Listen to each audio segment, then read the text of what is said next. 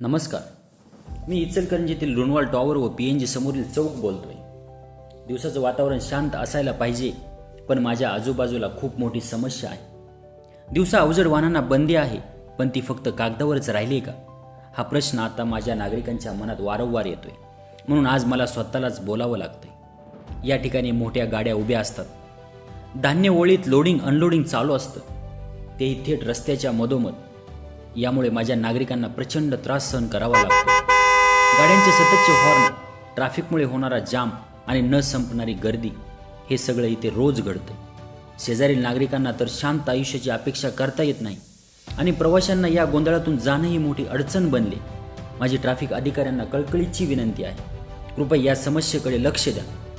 आमचं आयुष्य सोपं करा. हे नियम फक्त कागदावरच न ठेवता त्यांची अंमलबजावणी करा.